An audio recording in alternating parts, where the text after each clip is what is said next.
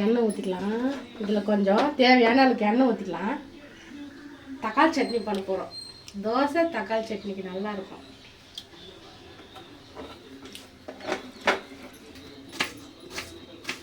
ஒரு வெங்காயம் போதும். கொஞ்சோண்டு இஞ்சி ஒரு பீஸு. காசி போட்டால் நல்லாயிருக்கு. போட்டுக்கலாம்.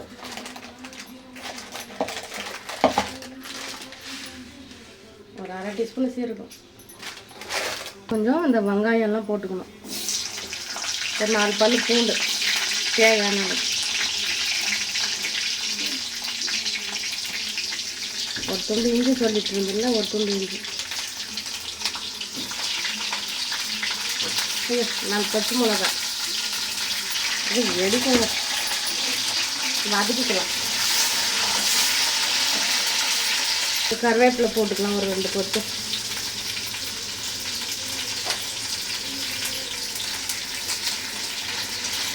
உப்பு போட்டுக்கலாம்.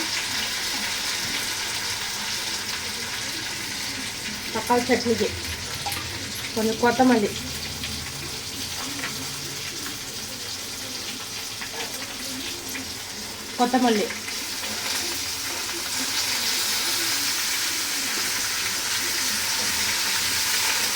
இது நல்லா வதக்கிக்கணும். அப்போ தான் அது பச்சை வாசனை நல்லா போயிடும்.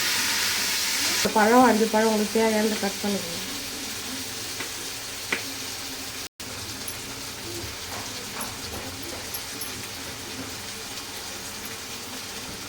நாலு பழம்.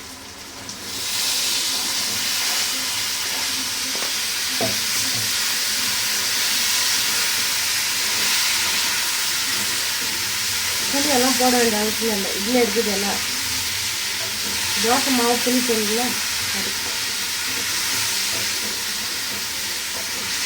நல்லா கொஞ்சம் வதங்கட்டும். ஒரு 5 நிமிஷம் கொஞ்சம் ஆறட்டும். ஆறினோடனே மிக்ஸி ஜாருக்கு போட்டுக்கலாம். ஆறணும். கொஞ்சம்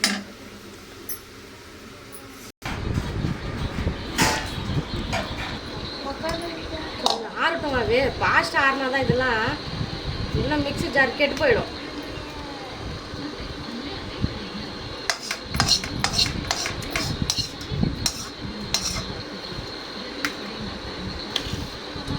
இதுதான் சிம்பிளாக இருக்கும் வீட்டில். ஆரிச்சு இப்போ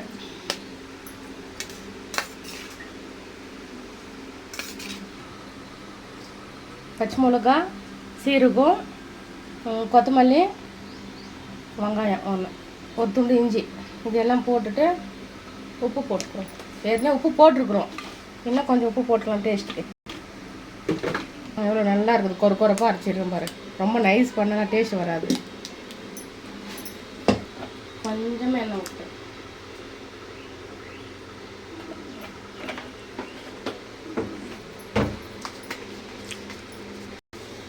கொஞ்சம் கடுகு,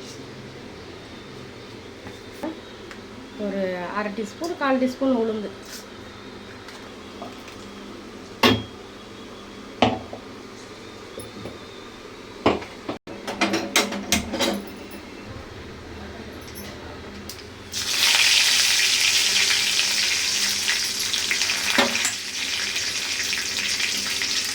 எல்லாம் மசிச்சு விட்டாக்கா நல்லா இன்னும் டேஸ்ட் கிடைக்கும். அந்த கடுகு எல்லாம்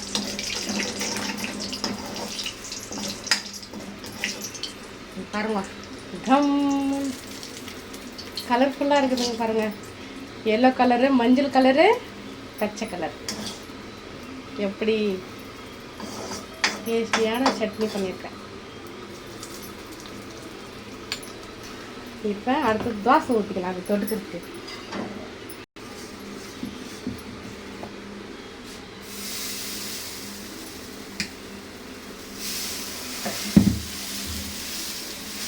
இது அழகாக அப்படி சுற்றி விடணும். அர்ஜென்ட்டாக பண்ணாக்கா தோசை எல்லாம் உடஞ்சி போயிடும் எடுக்கும் போது.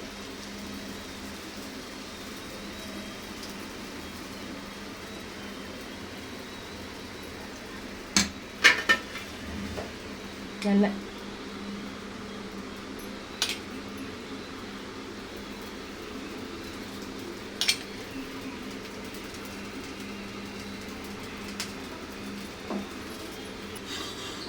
திருப்பி போட்டுக்கலாம்.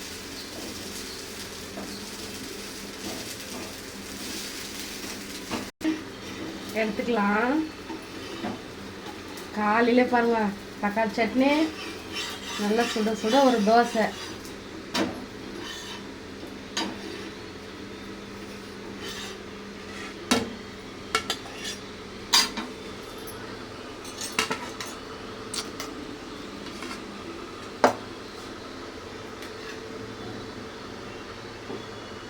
கருவேப்பிலை தெரியுற மாதிரி வைமாம்மா.